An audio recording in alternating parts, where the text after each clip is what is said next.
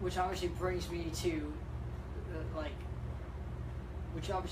Reverend, right? So this that I hold in my hands, right as I'm saying this, obviously, that you're gracious enough to sign for me. Thank you very much again for it. Play God.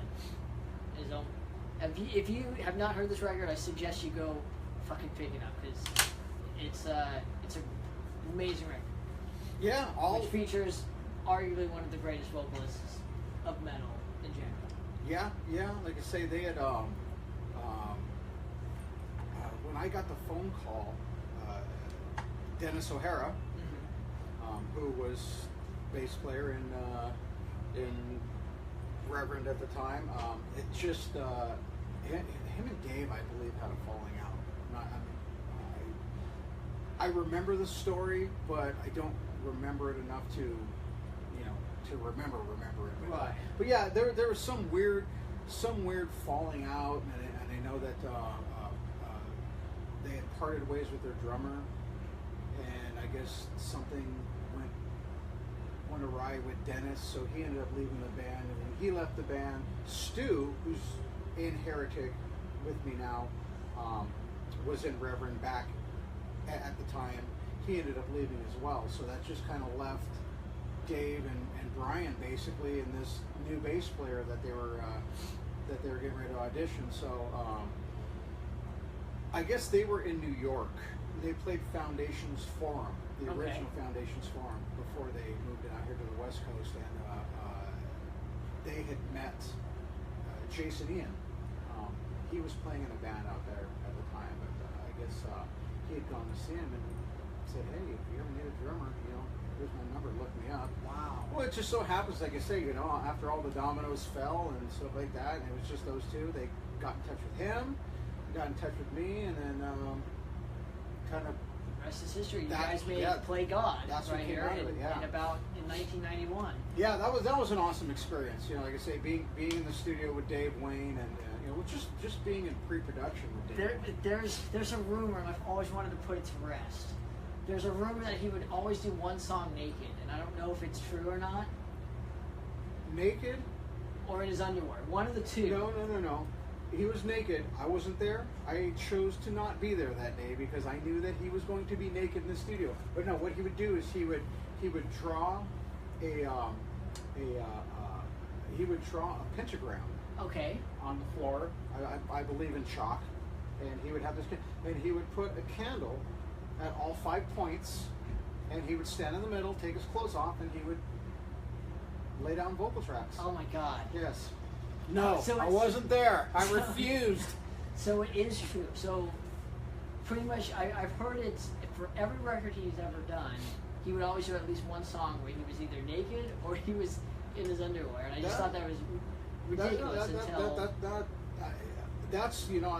that's a possibility because I know he did it with the Play God record, so I don't know why. And the record, can you imagine him in the dark, like doing the dark and singing like "Watch It Turn and Pray," and he's like completely naked? I mean, like I don't want to visualize it. I would say, please do not ruin that song for me because I No, love that like, song. If I close my eyes and I picture don't- Dave's dong flapping in the wind, I'm not going to like that song as much. No. So I'm. Oh. See, now you're having second thoughts. No. Yes, I am. But I just wanted to put the rumor to rest, and apparently it is true. It is At least from this record that I have. So another question I have for this particular record is, how come you guys chose to do a cover of CCR? It's very obscure to do, at least in 1991. Okay, so the record company Okay. really wanted us to do a cover song. In fact, they wanted us to do, believe it or not, you're gonna fucking laugh, they wanted us to do Shaft. Doo-doo-doo, doo-doo-doo, doo-doo-doo, boom. Who is the man that would risk his man for his brother man? Oh my God, are you talking Shaft. like? Oh God, you're talking the movie, like so you have We're to do talking, the theme song. yeah, we're talking. They wanted us to redo Shaft, and we probably sat there for 2-3 weeks. I mean, really trying to work out a metal version of Shaft that just never came to fruition. We finally, we Danny Goodwin was our A&R rep at Charisma Records, and he came in the studio one day and he said, "So how's Shaft come along?" And we all just kind of said, "You know what? Fuck you and fuck your Shaft. We can't do it." So it was a toss-up between Thunder and Lightning from Thin Lizzy, which I would have loved. Oh my God! Oh God! Learning and rehearsing that song was so much fun. So it was Thunder and Lightning. It was Revolution by the Beatles. Okay. And which we actually did record. It's on a demo tape someplace. I wish I had that demo tape, but I have no idea where it went. But it actually did get recorded in that session, just didn't make the record. And then obviously Fortunate Son by Creed. It's a great cover, and that's by the way. That's the one that we went with. Well, we figured with the Creedence song that it would appeal to more people. Like I say, our version of Thunder and Lightning was pretty much dead on the Thin Lizzy's. You know, our version of Revolution would have actually been pretty cool, but no, I don't think anybody would have known it was a cover song, because just the way Brian had restructured and rewrote the song, it sounded nothing like the original version. And then Shaft is non-existent, so. And Shaft was non-existent. But so yeah, we ended up going with Fortunate Son, and I'm kind of glad we did. Kind of, like I say, I think Thunder and Lightning would have, you know, like I say, hindsight, looking back, I think would have, for us, been the better choice, just, you know, being, you know, metalheads and musicians, but you can't go wrong with CCR. For the album itself, yeah, that was probably a little bit safer. So, but yeah, that was a fun song to do. What was your favorite, at least of all the, I guess I should have asked you this too, of all your, well, this is the first record you've done, so I can ask from here on out. So what is your favorite track that you recorded on here, like, that you guys absolutely just loved? Did your bass line on, or? Butcher Baghdad was a pretty fun song. The opening track. Yeah, Butcher Baghdad was a pretty fun song. What You're Looking For is actually kind of an interesting song, because it kind of starts off very, you know, melodic and mellow, and then it kind of gets into that middle section with the kind of galloping riff. But that song was actually about our record company at the time, because What You're Looking For was like a question, like what are you looking for? You know, like what do you want from us? You know, I mean, we tried to learn Shaft, we're trying to do all these things, and you know, they didn't want to invest money to put us on tour. They actually wanted to shelve that record, and I think ended up putting it out because they knew there were some financial difficulties, and they figured, you know, we need one more tax write-off before we actually just kind of. I'm glad they did. I mean, this is a rare record, which it shouldn't be. At least the two Reverend albums, the first two, they should be readily available to everybody. I think so. If you like metal, you can't go wrong with the first two. Yeah, World War Mission was a really good record with a lot of really good songs on that. This one had, I mean, the title track of Play God is just amazing too. I was listening to it at work, just studying, making sure that I knew my stuff for my guest here. But I mean, that song is just amazing too. You know. Yeah. Obviously, there's Metallica, like, you know, worship on it, which I love. I love the fact that there's so much. I mean, without Metallica, there is no metal church, arguably. True. Yeah, that could be said. Yeah, they're kind of. Well, they kind of. I mean, they had so much pull that they asked the record company, "You need to sign Metal Church," and so that what ended up happening is obviously they signed Metal Church, and the rest is history, right? Yeah. So. Yeah. Fun fact about that record. Cool. Fun fact time. Well, fun fact, yes. Juan Garcia from Agent Steel and Evil Dead and Body Count and by the way, that Evil Dead show was amazing a couple weeks ago. Oh my God! It was so awesome to see those guys playing again. But Juan Garcia does backing vocals on that record. Really? Yeah, he's part of the. What did Dave Wayne call it? I can look it up right here. Mormon. No, it wasn't the Mormon. It was the something demonic tabernacle choir. I think that's what he dubbed it. But he does some backing vocals on that record. Oh, and it's not even mentioned on here. Come have to find this out later. Lame. Yeah, Lame. it's not even mentioned there. But yeah, so not only was Dave Wayne naked in the studio, Juan Garcia was there. Hopefully he wasn't in. Never mind. No. I'm not even gonna finish my statement there. No, we were all actually all crammed in a booth together, doing backup chants and stuff like that. So Dave had all his clothes on, else I wouldn't have been in that booth. So and then obviously there is a live EP that you did in '92 with them. As a live EP, that record came out because the record company they had officially kind of said, okay, we're not going to be around anymore. So we had one more commitment, On your and contract, so they allowed us to do a live record as our commitment. That record's hard to find, dude. It was. I think the record itself only has 6 or 7 songs on it. We did a full 12-song concert. So I have no idea what would happen to those other songs. I would love to know, but there's a lot of questions that I would love to ask David Wayne. You know, I mean, if he could and was able to walk in the room right now, I would freak out. Yeah, there would be. I would. We could both freak out. But there's a lot of questions that I would have asked him, that I would like to ask him, about back in the day, being in a band with him, stuff like that. But, it was fun. He was a joker. He was a prankster. He loved fucking with people, and he loved fucking with the new guys. Okay, so obviously you're the new guy. So what's a good pranky? Oh God, we were. I don't even know where we were, but we were in between gigs, and we were on the road, and I guess I'd fallen asleep, and. Oh no, I don't want to know where this is going.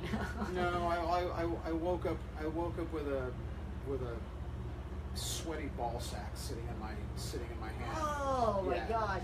So what did you fall asleep and you're just? Yeah, I guess I fell asleep with my hand whatever, just kind of like that. And the next thing I got, how you feel something and you kind of wake up and you look and everybody's cracking up and you've got to. We couldn't get pulled over and get my hands washed fast enough. Oh man, that's. Yeah, just little things like that. I remember we were sound checking, and I think our drummer, Jason, he used to pull out of pranks. He had some stink bombs, and I guess while we were sound checking, he broke one, or I guess you step on him, and ended up clearing out the entire club. Now, granted, it was earlier in the day, so like I say, it was just sound check. But it's funny just watching this whole mass people just leave this, because they didn't know what it was. They thought it was some sort of gas leak, and they're all freaking out. Oh, that's and awesome. Jason's just cracking up, and it's just there's just stupid shit that you did back when you were in your 20s, I do. Yeah. Yeah. I do. Yes, you do. Being in a band with David Wayne was definitely an experience. And making a record is just I awesome. I have that in dig your it. collection and in your catalog of music, it must just feel awesome. So I have a question from a fan who wanted me to ask this to you. So I guess I'll ask you right now. He wanted to know about your bass rig. So he said ask Angelo. This is from Alex Martin. He said ask Angelo about his bass rig. How he modded it, how he modded his Rickenbacker.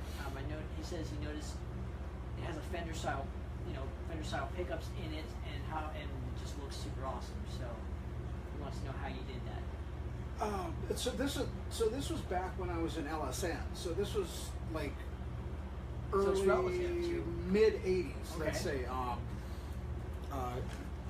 Greg used to work for this place up in Hollywood called Performance Guitars, which is no longer there. They're not even. I don't think they even make guitars anymore. But they were just a small custom shop, and he used to manufacture all their guitars. And one of my pickups on my bass was cutting out, and so he says, "Oh, I'm gonna take it to work, and I'll blah blah blah." So he took it to work. Well, he comes back, and instead of the pickups that were in there, he put in Seymour Duncan. He he put in a Duncan distortion guitar pickups, and I played with them. I played with that for years. Just it was a little bit of a different tone. Kind of a different sound, and then. I wanted to do something different. I wanted to put bass pickups back in there, so I was kind of like looking around, what do I want to do? I didn't want to put the factory stock ones back in it, so I was just doing some research, and I love the sound of the P-bass setup, and so I ended up going with the Seymour Duncans. But at the time, and they still don't. Rickenbackers are just two straight bar pickups. They didn't have the split pickups for the neck or for the neck pickups. Right. Correct. So I had a custom shop route out my guitar for me. So they put the P bass in front, and then they put the quarter pound jazz for the bridge pickup. And I've just been playing with that setup ever since, and just gives me a little bit of a different tone. It kind of sets me apart.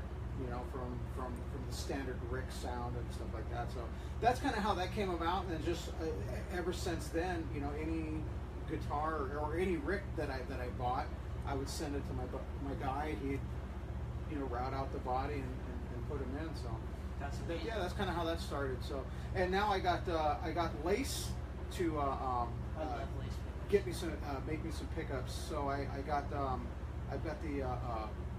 you got the Man of Wars. Yeah, I got the Man of Wars PJ set up. It's a great sounding pickup. In my live guitar, which is my Black Rick, my Tobacco Sunburst Rick, is what I use in the studio. Which is obviously the one you're most.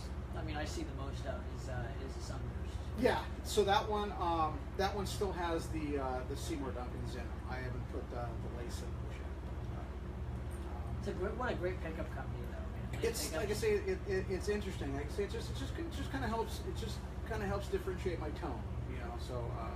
And and the fact that they're local and they support musicians like myself and you is just amazing. So shout out to Lace Pickups. Obviously, they endorse me. Yes, I saw you got your own custom. Yes, I have my own custom model, now, which I was pretty fucking jealous. But congratulations, Thank you. I appreciate That's badass. I appreciate it. So thanks to Jared and Jeff. But anyway, so let's get back on track to your history. Your musical career. It's all about you, fortunately, on this show. So we're gonna get to Hyrax, since it happened. From 2003 to 2005. I have no idea what happened in the 90s. Obviously. I'll tell you what happened. After Reverend, after Reverend broke up. In 1993, ladies and gentlemen. 1993, yes, when Reverend broke up, the existing band outside of Dave, we got a new singer, and we formed a band called Seed. And we were Seed for about 2-3 years. Did a lot of stuff, a lot of local shows. Did a demo tape, and we actually did a couple of showcases for some record companies back in the day. And what happened with the band? Jason Ian started dating my cousin, who my singer was madly in love with. Just worshipped my cousin. She had angel wings, and she was like the perfect person. And Jason, I do have to admit, wanted nothing to do with her. Says, look, I'm not going to break up the band, blah, blah, blah. Chris likes you, but she liked him, So when you got a chick like falling all over you, you're human, So he started dating her, and then that just threw a wrench in the works, and Chris quit the band, and it just turned into this big giant mess. It is hard. So shortly thereafter that, I ended up meeting a guy named David Ezrin.